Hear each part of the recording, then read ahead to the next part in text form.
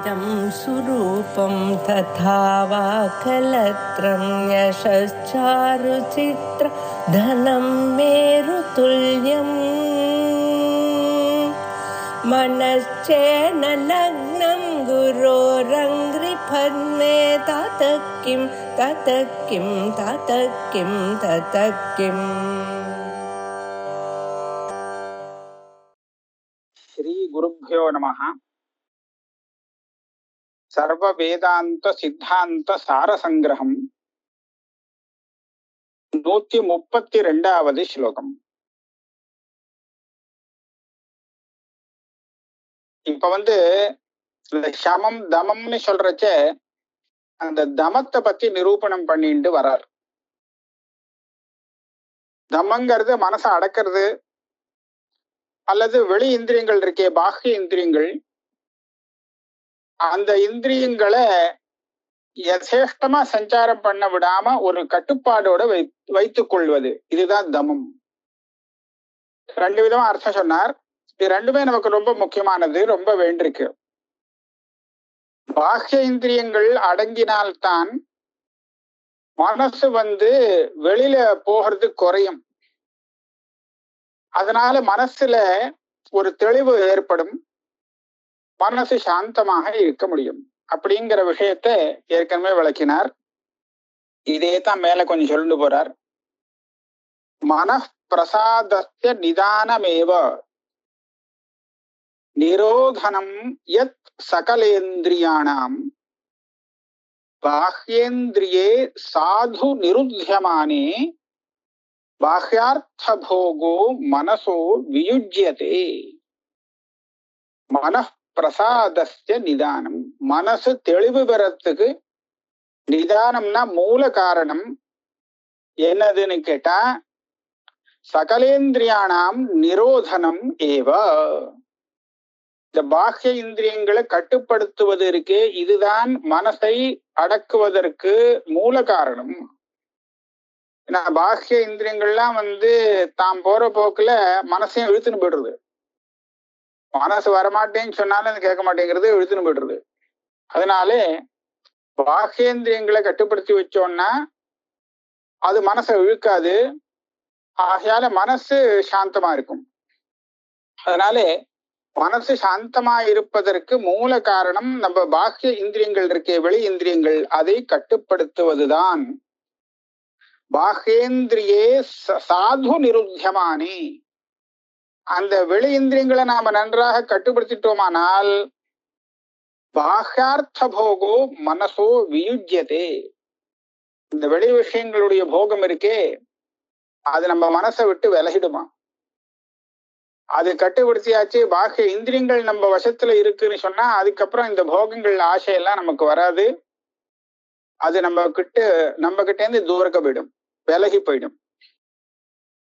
அதனால நமக்கு என்ன லாபம்? தேன ஸ்வதௌஷ்டியம் பரிமுச்ய சித்தம் சனை சனை சாந்திம் உபாததாதி சித்தஸ்ய பாஹ்யார்த்த விமோக்ஷமேவ மோக்ஷம் விதுஹு மோக்ஷண லக்ஷணஜ்ஞாஹ. தேன, அதனாலே சித்தம் ஸ்வதௌஷ்டியம் பரிமுச்ய. சித்தம்னா நம்ம மனசு. இந்த மனசு சேர்த்து வச்சிருக்கக்கூடிய தோஷங்கள் எல்லாம் விடுறது. பாக்கியார்த்த விஷயங்களை பத்தி அதை அனுபவிக்கணும், இதை அனுபவிக்கணும், இப்படி பண்ணணும், அப்படி பண்ணணும்னு பல விஷயங்கள்லாம் மனசுல சேர்ந்திருக்கும். அதுதான் மனசுல வரக்கூடிய தோஷம், சம்ஸ்காரம்னு சொல்றது. இதுதான் துஷ்டத்தனம், மனசனுடைய தௌஷ்டியம். இந்த தௌஷ்டியத்தை சித்தமானது விட்டுவிடும். ஸ்வதௌஷ்டியம் பரிமுச்சிய சித்தம். நம்ம சித்தமானது இந்த பாஹ்யேந்திரியங்களோடு சேராம அது பாட்டுக்கு இருக்குன்னு சொன்னா இந்த துஷ்டத்தனத்துல தானா விட்டுடுமா.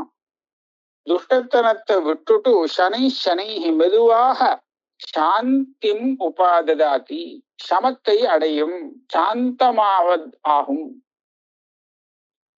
சரி, இது சாந்தம் ஆச்சுன்னா நமக்கு ஒரு முக்தி தான். மனசு சாந்தமா இருந்து கொடுத்தோம்னா அதை தவிர்த்து வேற ஒண்ணும் மோட்சம் இல்லை. சித்தஸ்ய பாஹ்யார்த்த விமோக்ஷமேவ மோக்ஷம் விதுஹு மோக்ஷண லக்ஷணஜ்ஞா. முக்தின்னு சொன்னா என்ன? விடுதலை தானே. மோக்ஷம் அப்படிங்கிற சப்தத்துக்கு விடுதலைன்னு அர்த்தம். விடுதலைன்னு சொன்னா எதுல இருந்து? பந்தத்திலேருந்து. இந்த பந்தம் சம்சாரம் இருக்கே, இதுல இருந்து விடுதலை. அந்த விடுதலைக்கு நம்ம அந்தகரணமானது முக்காவாசி பாக்கிய விஷயத்திலேருந்து விலகிடுத்துன்னு சொன்னாலே அதுவே பெரிய விடுதலை. பாஹ்யார்த்த விமோக்ஷமேவ, வெளி விஷயங்கள்லேருந்து விலகி நிற்பது இருக்கே, இதுவே மனசுக்கு பெரிய விடுதலை அப்படின்னு மோட்சத்தினுடைய லட்சணம் தெரிந்தவர்கள் சொல்கிறார்கள். அதாவது ஞானிகள் அப்படி சொல்றாளாம். நீ உன் மனசை பாக்கிய விஷயத்திலேருந்து விலக்கி வச்சுட்டாலே உனக்கு மோட்சம்தான்ப்பா. இதே பெரிய விஷயம். ஏன்னா மனசுல என்ன எப்பேற்பட்டதுன்னு சொன்னா, இது பாக்கிய விஷயத்தோடு கூட அலையும். அது போற இடத்துல எல்லாம் இதுவும் போயிட்டு இருக்கும். அப்படி அலையக்கூடிய மனசு பாக்கிய இந்திரியங்கள் வேலையை நிறுத்தினா கூட தாம் வேலையை நிறுத்தாம வேலை பண்ணிட்டு இருக்கும். எதெல்லாம் பார்த்தோமோ எதெல்லாம் கேட்டோமோ அது எல்லாத்தையும் சிந்தனை பண்ணிட்டு இருக்கும். பாக்கிய விஷயங்களை பத்தி நினைச்சுட்டே இருக்கும். அதனாலதானே சொப்பனம் எல்லாம் வருது. தூங்கினதுக்கு அப்புறமும் இவன் பாட்டுக்கு ஏகப்பட்டது அப்படி இப்படின்லாம் சொப்பனம் பாக்குறான். அந்த சொப்பனம் பாக்குறதுக்கு காரணமே மனசுதான். அது எல்லாத்தையும் சேர்த்து வச்சுட்டு அங்க எடுத்து விடுறது. அதனாலே இந்த மனசை கட்டுப்படுத்தணும்னு சொன்னா மனசுல இருந்து இந்த பாக்கிய விஷயங்கள் எல்லாம் விலகணும். இதுதான் மனசை போட்டு கெடுத்து வச்சிருக்கு, தோஷம். இந்த கெடுதலை நாம விலக்கிட்டோமானால் நமக்கு அதுதான் மோட்சம். இந்த பாக்கியார்த்தத்திலேருந்து விடுதலை கிடைக்கிறது அப்படிங்கிறதே மோட்சம்தான். தமம் வினா சாது மனப்பிரசாத ஹேதும் ந வித்மஹா சுகரம் முமுக்ஷோஹ தமேன சித்தம் நிஜ தோஷஜாத்தம் விசிருஜ்ய சாந்திம் சமுபைதி சீக்கிரம். இப்ப தமஹான்னு சொன்னோமே, அதாவது பாக்கியார்த்தத்திலிருந்து தன்னுடைய இந்திரியங்களை விலக்கி கொள்வது. இது ரொம்ப, இதை விட்டால் வேற இதை விட சுலபமா மனசை அடக்கிறதுக்கு வேற உபாயம் கிடையாது. இதுதான் எல்லாத்தையும் விட சிறந்த உபாயம். சிறந்தனா சுலபமா செய்யக்கூடிய உபாயம். இதை நான் விட்டுட்டு வேற உபாயத்துக்கு போறேனேன்னு சொன்னா அப்பா நீ தான் கஷ்டப்படுவேன். மனசை அடக்க முடியாது. அதனால சொல்றத கேளு. இதை விட்டால் மனப்பிரசாத ஹேதும் சுகரம் முமுக்ஷோ சுகரம், சுலபமாக ஒரு முமுக்ஷுவால அனுஷ்டானம் பண்ண முடியும். அப்பேற்பட்ட வேற உபாயம் கிடையாது. அதனால இது ரொம்ப முக்கியம். இதை விடவே கூடாது. தமேன சித்தம் நிஜ தோஷஜாத்தம் விசிருஜ்ய சாந்திம் சமுபைதி சீக்கிரம். இவன் இந்த தமத்தை அபியாசம் பண்ணினானே ஆனால் இவனுடைய சித்தமானது தன்னுடைய தோஷத்தெல்லாம் நிவர்த்தி பண்ணிண்டு சீக்கிரமாவே நல்ல சாந்தியை கொடுக்கும். நல்ல சாந்தி உடையதாக ஆகும். இவன் சில சமயம் இப்படி பண்றேன் அப்படி பண்றேன்னு சொன்னான்னா பண்ணலாம், பண்ணப்படாதுன்னு இல்லை. ஏதோ பிராணாயாமம் பண்றேன், யோகாபியாசம் பண்றேன், பண்ண வேண்டாங்களே. ஆனா அது எல்லாத்தையும் விட இந்த பாக்கிய விஷயத்துல நம்மளுடைய இந்திரியங்களை அடக்கி வச்சுக்கிறது இருக்கே, அது ரொம்ப வசதியான உபாயம், சுலபமான உபாயம்னு சொல்றாரு. பிராணாயாமாத் பவதி மனசோ நிச்சலத்துவம் பிரசாதः யஸ்யாப்யஸ்ய பிரதிநியத திக் தேச காலாத்யவேக்ஷ்ய சம்யக் திருஷ்ட்யா क्वचिदपि तया नो दमो हन्यते तत् कुर्यात् धीमान् தமம் அனலசகா சித்தசாந்தி பிரயத்னா. இந்த ஸ்லோகத்துல என்ன சொல்றாருன்னா, இந்த தமம் இருக்கோ இல்லையோ, இந்த தமம் நீ வேற எந்த உபாயத்தை பண்ணினாலும் அந்த உபாயத்தோடு விரோதம் கிடையாது. இந்த தமத்துக்கு எல்லாத்தோடும் ஒத்து போகும்.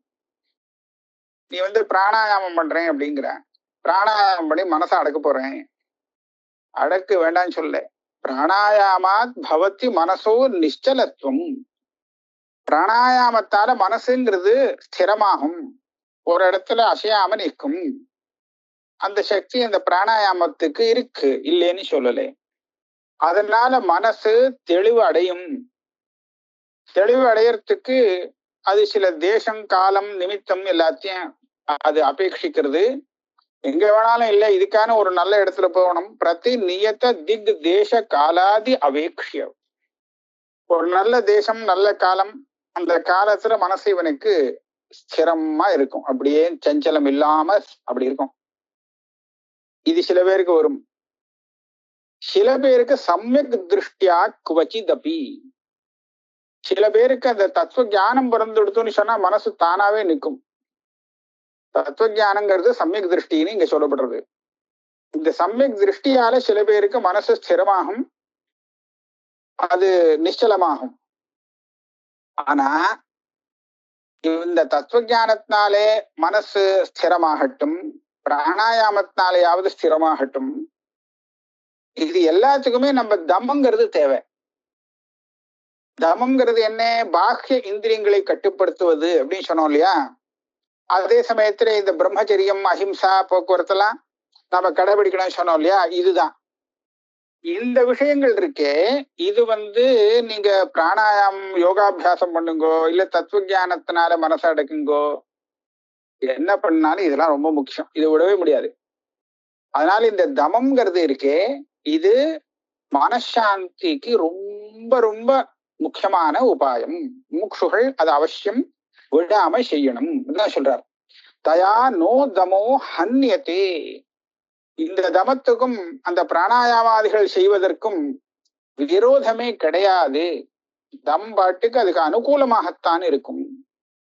தத் குறியாத் தீமான். ஆகையால புத்திசாலியா இருக்கிறவன் முமுக்ஷு என்ன பண்ணணும்னா, சோம்பல் படாமல், அனலசகா, சோம்பல் இல்லாம சித்த சாந்தி பிரயத்தனா கமம் குறியாத்.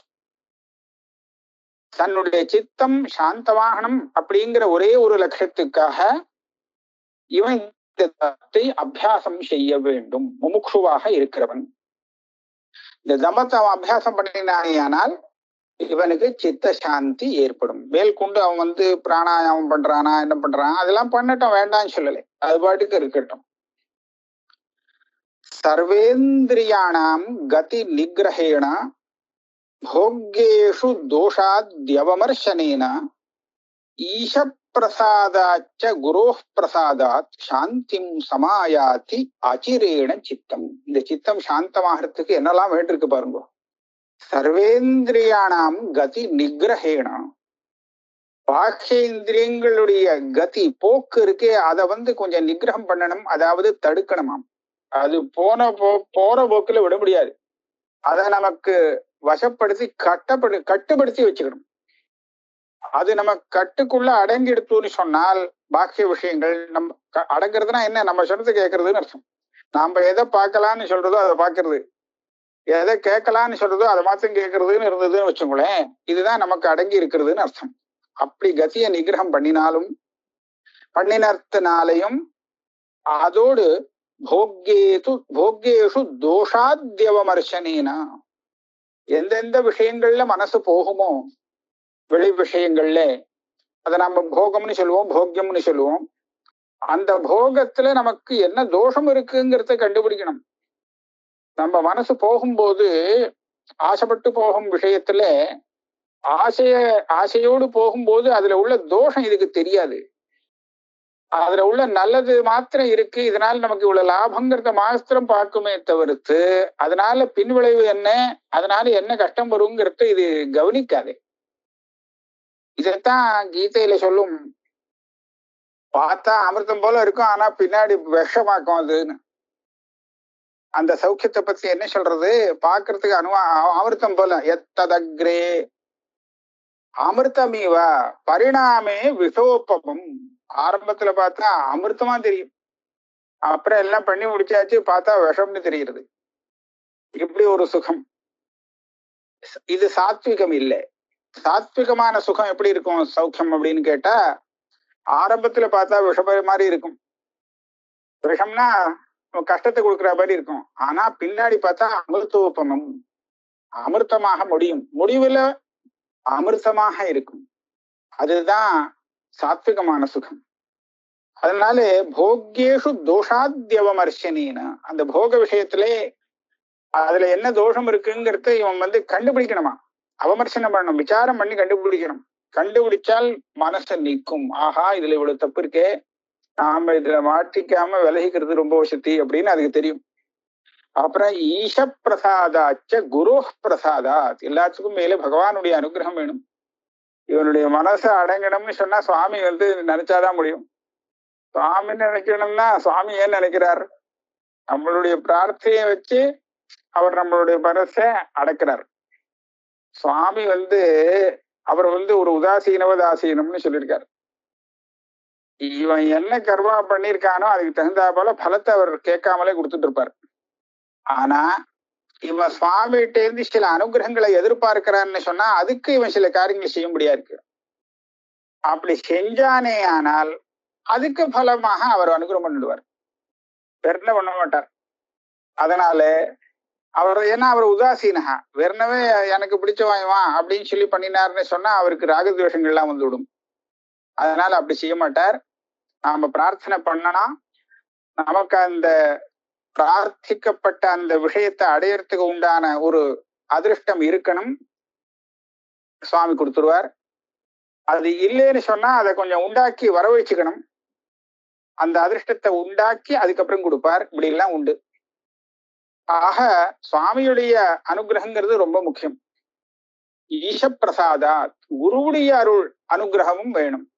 குரு பிரசாதாத் இதெல்லாம் இருந்ததுன்னு வச்சுங்களேன், சாந்திம் சமாயாதி அச்சிரேண சித்தம், நம்ம சித்தமானது சீக்கிரமாகவே ஒரு சாந்தியை அடையும். ஆத்தியாத்மிகாதி எத் துக்கம் பிராப்தம் பிராரப்த வேகதः அச்சிந்தயா தத் சகனம் திதிக்ஷேதி நிகத்யதே. சமஹா தமஹா, அடுத்தது திதிக்ஷா. அப்படின்னா என்னது? திதிக்ஷா அப்படின்னா என்ன? சகிப்புத்தன்மை. அதுதான் என்னது? ஆத்தியாத்மிகாதி எத் துக்கம், ஆத்தியாத்மிகம், ஆதி பௌதிகம், ஆதி தெய்வீகம். கஷ்டங்கள் நிறைய தினசா வருது. எந்த கஷ்டங்கள் வந்தாலும் அசிஞ்சு கொடுக்க மாட்டான். எந்த துக்கம் வந்தாலும் இது பிராரப்த கர்மா, அதனால சேர்ந்திருக்கு, அதனால இது சுமாரா நம்ம அனுபவிச்சு தீர்த்து விடுறது தேவலை அப்படின்னு சொல்லி அச்சிந்தையா தத் சகனம், கவலைப்படாம அதை சகிக்கும் தன்மை இருக்கு, சகிப்புத்தன்மை. இதுதான் திதிக்ஷான்னு சொல்றோம். கொஞ்சம் சின்ன துக்கம் வந்தாலும் சகிக்க முடியல, ஒரே ஆர்ப்பாட்டம் பண்றான்னு சொன்னா அவனுக்கு ஞானம் வருது கஷ்டம். ஏன்னா அவனுக்கு சகிப்புத்தன்மை இல்லை, திதிக்ஷா இல்லை. இங்கே பகவத்கீதையில சுவாமி கூட அர்ஜுனன் கிட்ட சொல்றார், எம் தாம் ஸ்திதிக்ஷஸ்வ பாரத, இதெல்லாம் வந்துட்டு போயிடும்பா, இது ஸ்திரம் இல்லை, இந்த சுகம் துக்கங்கள்லாம், இதெல்லாம் நான் சகிச்சுக்கோ அப்படிங்கிறார். எதுக்காக சகிச்சுக்கணும் அப்படின்னு கேட்டா, நீ உனக்கு சகிப்புத்தன்மை இல்லைன்னு சொன்னா அது வரும்போது நீ கலங்கி போயிடுவ. என்னடா இப்படி வந்துருச்சே அப்படின்னு சொல்லி அந்த துக்கத்தை பார்த்து அப்படியே குழம்பி கலங்கி போயிடுவேன். இந்த சகிப்புத்தன்மைங்கிறது உனக்கு இருந்ததுன்னா, கஷ்டம் வந்ததுன்னா அதுக்காக நீ கலங்க மாட்ட, நீ தெளிவாவே இருக்கலாம். எப்போ இந்த சகிப்புத்தன்மை ஒருத்தனுக்கு இருக்குமோ அப்போதான் அவனுக்கு வெளி விஷயமான துக்கங்கள் அவனுடைய மார்க்கத்திலே எந்த ஒரு தொந்தரவு விக்னத்தையும் ஏற்படுத்தாது.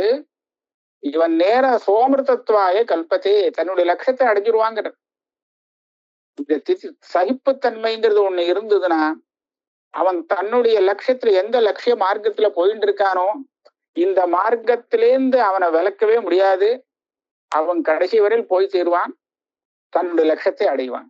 அதனால எம்ஹி நவ்யதயந்தேதே புருஷம் பரதர்ஷபா சமதுக்க சுகம் தீரம் சக அமிர்தத்வாய கல்பதே. இந்த சகிப்புத்தன்மையுடையவனை பத்தி சொல்லியிருக்கு கீதையில. அவன் அமிர்தத்துவத்தை அடைய முடியும், மோட்சத்தை அடைவான், சகிப்புத்தன்மையுடையவன். அதனால திதிக்ஷ இருக்கணுங்கிற. கவலைப்படாம சகிச்சுன்னு விடுறது. சரி, இது வந்துட்டு நாளைக்கு போயிடும், இன்னைக்கு வந்திருக்கு நாளைக்கு போயிடும், இதுக்காக கவலைப்படணும். இந்த திதிக்ஷை எவ்வளவு முக்கியமானதுங்கிறத அடுத்த ஸ்லோகத்துல சொல்றார். ரக்ஷா திதிக்ஷா சதிருஷி முமுக்ஷோஹோ ந வித்யதே சௌ பவினா நபித்யதே யாமேவ தீராஹ கவச்சீவ விக்னான் சர்வான் திருணீகிருத்ய ஜெயந்தி மாயாம்.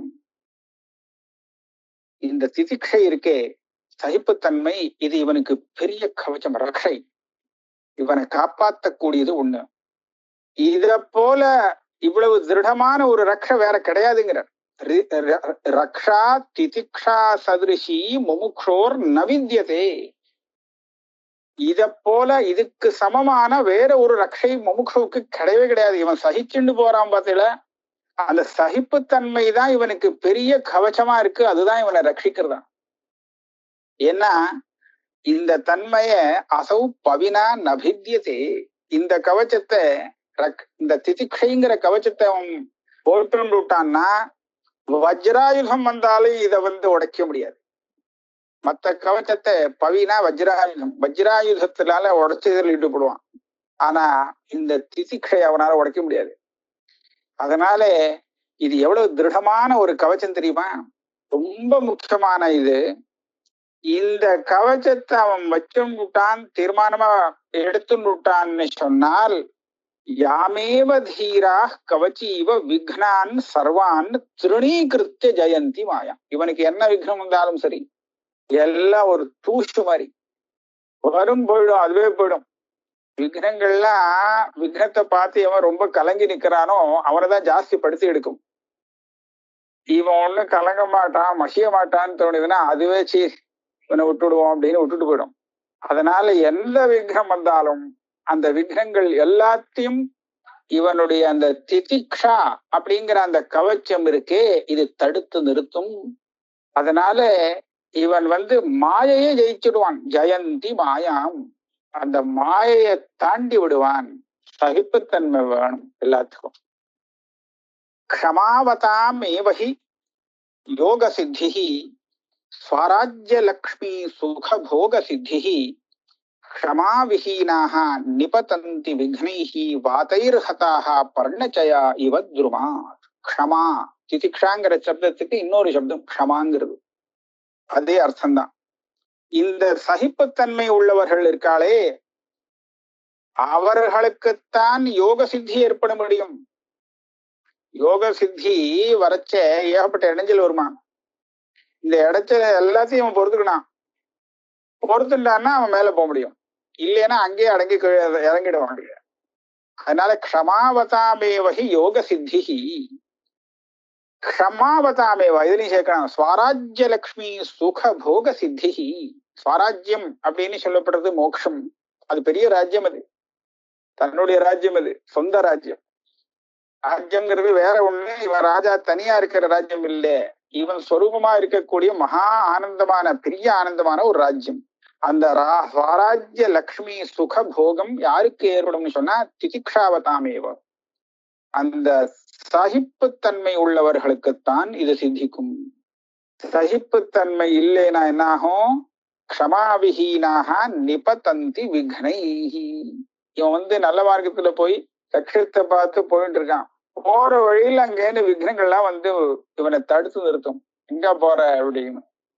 அப்ப இவனை தடுக்கும் போது என்ன ஆகும்னா, வாத்தைர் ஹதா பர்ணச்சியா இவ துருமான். இவன் இந்த மரத்துல இந்த இலைகள்லாம் கொஞ்சம் காஞ்சு போச்சுன்னு வச்சுங்க, ஒரு காத்து அடிச்சதுன்னா அப்படியே உதிர்ந்து கீழே விழுந்துரும். இது மரத்துல இருக்கணும்னு தான் ஆசைப்படுவான். ஆனா காத்து அடிச்சிடுச்சுன்னா அதை தாங்க முடியல, அதுக்கு பலம் இல்லை, அப்படியே உதிர்ந்து விழுந்துரும். அத போல இந்த விக்னங்கள்னால அடி வாங்கும் போது இவன் லட்சியத்துக்காக கிளம்பி இருந்தாலும் கூட அதை தாங்கும் சக்தி இல்லாதவனாக இருந்தானே, ஆனால் அப்படியே கீழே விழுந்துருவான், உதிர்ந்து விழுந்துருவான். அதனால க்ஷமைங்கிறது ரொம்ப முக்கியம். இந்த சகிப்புத்தன்மை திதிக்ஷா அப்படிங்கிறது முமுக்ஷுவாக இருக்கிறவனுக்கு ரொம்ப ரொம்ப முக்கியம். ஏன்னா இதுல நிறைய நமக்கு விக்னம் வரத்துக்கு இருக்கு. அங்க பிருகதாரண்யகத்துல ஒரு விஷயம் வருது. இவன் தத்துவஞானத்துக்காக பிரயத்தனம் பண்றான், முமுக்ஷுவா இருந்துட்டு இருக்கான். எல்லாம் நம்மளை விட மேல போயிடுவான் போல இருக்கே அப்படின்னு தேவதைகளுக்கு அவ மேல ஒரு கரிசனம் வந்துடும். இவனை போக விடக்கூடாது, இவனை நம்ம ஆளா வச்சுக்கணும், நமக்கு உபயோகப்படுத்திக்கணும், இவனை மேல போறத தடுக்கணும் அப்படின்னு சொல்லிட்டு அங்கேருந்து ஏதாவது பண்ணுவான். எந்த ரூபத்திலாவது ஒரு விகிதத்தை ஏற்படுத்தி கொடுப்பான். இப்படி ஏற்படுத்தி அவளுக்கு பிடிக்காது. இவன் செய்த திஷ்டம் தேவானாம் மர்த்தைஹி உபரிவர்த்தனம். இந்த மனுஷர்கள் தேவதைகளுக்கு மேல போறதா? இதுக்கு நமக்கு மேல இவன் எப்படி போகலாம்? அது பிடிக்காது. மனுஷாளுக்கே பிடிக்காது. பல பேருக்கு நம்மளை விட அவன் மேல முன்னேறான்னு சொன்னா நமக்கு சில சமயம் கஷ்டமா இருக்கும். அவன் முன்னேற்றமே அப்படின்னு நமக்கு தோணுமா? சில பேருக்கு தோணாது. அப்ப அப்படி இருக்கிறச்சே தேவதைகள் அத ஒத்துக்க மாட்டாளாம். அதுக்காக என்ன பண்ணணுமா? அந்த பிருகதாரண்யத்துல சொல்றது, இந்த தேவதைகளை அனுகூலப்படுத்திக்கோவும். அவளுக்கு என்னன்னா நமஸ்காரம் பண்ணு, பூஜை பண்ணி, அவளை ஆராதிச்சு, சுவாமி நான் நல்ல வழிக்கு போனோம், நீங்க தான் அனுகிரகம் பண்ணு, அவளுடைய அனுகிரகத்தை கேட்டுடும். அப்புறம் விக்கிரம் பண்ணுவாளா? பண்ண மாட்டா இல்லையா? அதனால சுவாமி இந்த தேவதா பூஜை எல்லாம் ஆராதனை எல்லாம் பண்ணணும் அப்படிங்கிறதுக்கு கொண்டு போயிருக்கா. அந்த பிருகதாரண்ய வாக்கியத்துக்கு பாஷ்யக்காரர் அர்த்தம் சொல்லியிருக்கா. அதனால நம்ம செய்யக்கூடிய அந்த ஆராதனைகள் எல்லாமே அந்த தேவதைகளை நம்ம மேல ஒரு பிரீத்தி உள்ளவர்களாக ஆக்கி, நாம மேல் கொண்டு நல்ல காரியம் ஏதாவது பண்றதா இருந்தா அதுல விக்னம் வராம இருக்கிறதுக்கு அவளே வழி பண்ணுவான். அப்படி செய்யணும் அப்படின்னு சொல்லியிருக்க. ஆஹா, அதனால இந்த விக்னம் நிறைய வரும். ஸ்ரேயாம்சி பகுவிக்னானின்னு ஒரு லோகத்துல பிரசித்தி. நல்ல காரியம்னு சொன்னா அதுக்குன்னு விக்னங்கள் வந்து நேரும். அதனால அத்தனை விக்னங்களையும் தாங்கும் சக்தி அவனுக்கு வேணும். அதுதான் திதிக்ஷை. திதிக்ஷயா தபோ தானம் யஜ்ஞஸ்தீர்த்தம் விரதம் ஸ்ருதம் பூதிஹி ஸ்வர்கः அபவர்கश्च பிராப்யதே தத்ததர்த்திபிஹி. திதிக்ஷையால சாதிக்க முடியாததே இல்லைன்னு. எதை வேணாலும் இந்த திதிக்ஷையால வேணாலும் சாதிக்க முடியும். தபஸ் பண்ணணும்னா எவ்வளவு பொறுமை வேணும். ஏன்னா அந்த தபஸை கெடுக்கிறதுக்கு எத்தனை பேர் நின்று இருப்பா, நம்ம புராணத்துல பாக்குறோம். அதனால ரொம்ப பொறுமை வேணும். அதே மாதிரி தபஸுனால இல்ல திதிக்ஷையால தபசு சித்திக்கிற மாதிரி தானம் சித்திக்கும். திதிக்ஷை இருந்தா தான் அவன் யஜ்ஞம் பண்ண முடியும், விரதம் பண்ண முடியும், தீர்த்தத்துக்கெல்லாம் போக முடியும். ஸ்ருதம்னா வேதம் படிக்கிறதுக்கு கூட இவனுக்கு நல்ல பொறுமை வேணும். 2 நாள் படிச்சா வாயில வரல, சரி நமக்கு வராதுன்னு சொல்லி கிளம்பிட்டான்னா அப்புறம் எப்படி வரும்? வரவே வராது. வராட்டாலும் நாம பிரயத்னத்தை விடாமல் பண்ணினா ஒரு நாளைக்கு வந்துதான் தீரும். வராதுன்னு ஒண்ணுமே கிடையாது. ஆனா நம்ம பிரயத்தனம் சில பேருக்கு ஜாஸ்தி வேண்டிருக்கும். அந்த பிரயத்தனத்தை நம்ம பண்ணலேன்னு அர்த்தம், வரலைன்னா. பூதிஹி ஐஸ்வர்யம், பெரிய பணக்காரனா ஆனன்னு லட்சியம். ஆனா அவன் அதுக்காக ஒன்றும் பிரயத்னம் பண்ணல, தொம்பேரியா இருக்கான் அப்படின்னு சொன்னா எப்படி வரும்? அது வராது. அதனால இவனுக்கு சகிப்புத்தன்மை பொறுமை எல்லாம் வேணும். ஸ்வர்கா அபவர்கஷ, ஸ்வர்க்கம் மோட்சத்துக்கு கூட இந்த திதிக்ஷை வேண்டிருக்கு. அதனால திதிக்ஷையால அடைய முடியாதது இல்லை. எது வேணுமோ எல்லாம் கிடைக்கும் அந்த பொறுமையாலே. பிரம்மச்சரியம் அஹிம்சாச்ச சாதூனாமப்யகர்ஹணம் பராக்ஷேபாதி சகனம் திதிக்ஷோரேவ சித்தியதி. நமக்கு சில சாதனங்கள் இவன் நல்ல பொறுமைசாலியா இருந்தா தான் முடியுங்கிறார். எப்படின்னா பிரம்மச்சரியம் சொன்னோம். பிரம்மச்சரியத்தை பத்தி ஏற்கனவே வழக்கியாச்சு. இந்த பிரம்மச்சரியம் சித்திக்கணும்னு சொன்னா திதிக்ஷ உள்ளவனாக இருக்கணும். அஹிம்சா, யாரையும் கொல்லாம இருக்கணும். அஹிம்சை சித்திக்கணும்னு சொன்னா இவனுக்கு பொறுமை இருக்கணும். நீங்க என்ன பார்க்கலாம், காமத்தினுடைய வேகம் அதுக்கு வசப்பட்டு போயிட்டான்னு சொன்னா இவனுடைய பிரம்மச்சரியம் காணாம போயிடும். குரோதத்தினுடைய வேகத்திலே அதுக்கு வசமாயிட்டான்னு சொன்னா இவன் அஹிம்சை போயிடும். அடிச்சிருவா யாரையாவது போய். யாரு மேல கோபம் வருதோ அவனுக்கு ஏதாவது தப்பு, அவனுக்கு தண்டனை கொடுக்கணும்னு கிளம்பிடுவான். அதனால அஹிம்சை காணாம போயிடும். அதனால பிரம்மச்சரியம் அஹிம்சை இது எல்லாம் நிக்கணும்னு சொன்னா இவன் பொறுமைசாலியா இருக்கணும். காம குரோதோத்பவம் வேகம் கீதையில வருது. சக்னோதீஹைவ யஸ் சோடும் பிராக் ஷரீர விமோக்ஷணாத் காம குரோதோத்பவம் வேகம் ச யுக்தஹ ச சுகீ நரஹா. எவன ஒருத்தன் இந்த ஜீவனத்திலேயே காமத்தினுடைய வேகத்தையும் குரோதத்தினுடைய வேகத்தையும் அப்படியே தடுத்து அடக்க சக்தி உள்ளவனாக ஆகிறானோ எவனால அது அடக்க முடிகிறதோ அவன்தான் வாஸ்தவமான சௌக்கியம் உடையவன். சுகி அவன்தான் யோகின்னு. வேற பாக்கி யோகம் அங்க அந்தந்த சமயத்துல காணாம போயிடும். அதனால இந்த க்ஷமை உள்ளவன் இருக்கானே அவனாலதான் இதெல்லாம் சாதிக்க முடியும். அதனாலதான் சொல்றார் பிரம்மச்சரியம் அஹிம்சாச்ச. அதுக்கும் மேல சாதுனாம் அப்படி அகர்ஹணம். சாதுக்களை எப்பவுமே நிந்த பண்ணக்கூடாது. சாதுவா இருக்கிறவனை போய் நாம நிந்திக்கிறது இருக்கு பாத்தீங்களா, அது நம்மளுடைய சிரேச நாசம் பண்ணிடும்.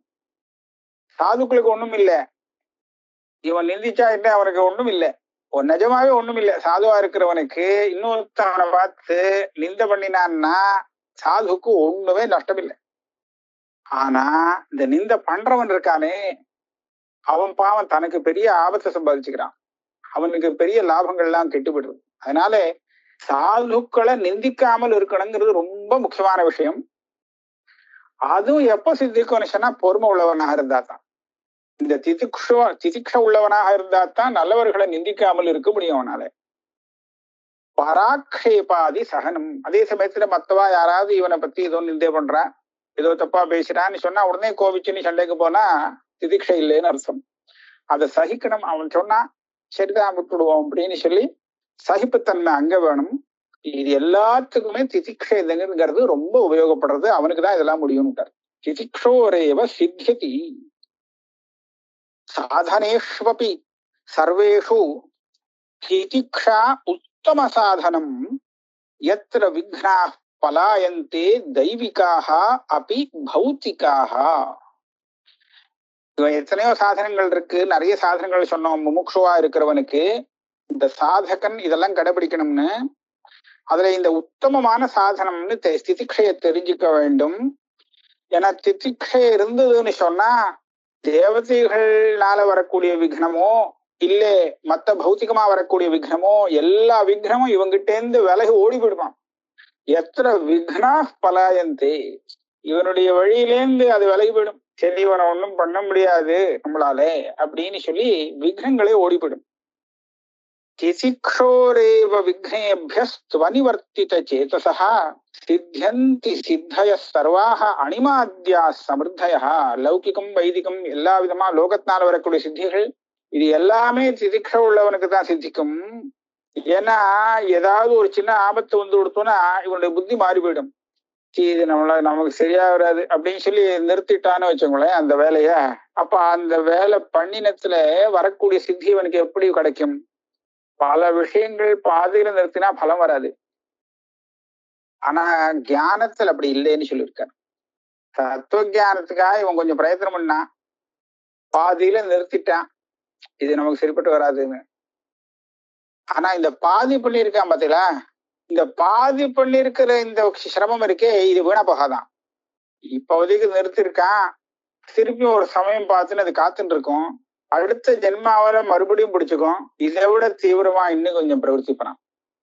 இந்த சுபவாசனையுடைய ஒரு சுவாவம் என்னன்னா, இது தற்காலிகமா வரக்கூடிய அந்த அசுபத்துக்கிட்ட தோத்து போகும். அதாவது அது வரும்போது இது தோத்து போற மாதிரி இருக்கும், ஆனா அழிஞ்சு போயிடாது. அசுபமான அந்த இது பிரபலமா வந்து நிற்கும், அது வரும்போது இது அப்படி அடங்கி போற மாதிரி இருக்கும், ஆனா இருக்கும். அப்ப அது தீரும். எப்ப இதுக்கு டைம் கிடைக்குமோ அந்த சமயம் வரைச்ச இது வந்து ஓங்கி வரும், அழிஞ்சு போகாது. ஆனா அசுபம் இருக்கே அது வரைச்ச பெருசா இருக்கும், ஆனா அதை விட பிரபலமான ஒரு தர்மம் வந்ததுன்னா, சுபம் வந்ததுன்னா அது அழிஞ்சு போயிடும், துக்கம் அழிஞ்சு போயிடும். அது அழிக்கிறதுக்கு இதுக்கு வேண்டிய சாதனங்கள் இருந்தா போயிடும். ஆனா சுகம் அப்படி இல்லை. இந்த சுகமான விஷயம் தர்மம் அப்படி இல்லை, இது அழியாது, இது காத்துன்னு இருக்கும். கொஞ்சம் வேலை செய்யறதுக்கு நேரம் பிடிக்கும். ஏன்னா இதை விட பிரபலங்கள்லாம் இருக்கும்போது, பிரபலமான அதர்மம் இருக்கும்போது தர்மம் இருக்கே அப்படியே தூங்குறாவே இருக்கும். இப்ப நமக்கு இல்ல காலம் வரல அப்படின்னு காத்துட்டு இருக்கும். அதே மாதிரிதான் இந்த திதிக்ஷை. விக்னங்கள் எது வந்தாலும் இது அடிபடாது. அணிமாத்யா சமிருத்தயா, என்ன விக்னம் வந்தாலும் இவன் கலங்கவே மாட்டான், தன்னுடைய மார்க்கத்துல போயிட்டே இருப்பான். போயிட்டே இருந்தான்னா அவன் அணிமாதி சித்திகளை அவசியம் அடைவான். அதாவது எந்த லட்சியத்தை குறித்து அவன் வேலை பண்றானோ அந்த லட்சியத்தை தீர்மானமாக அடைய முடியும்.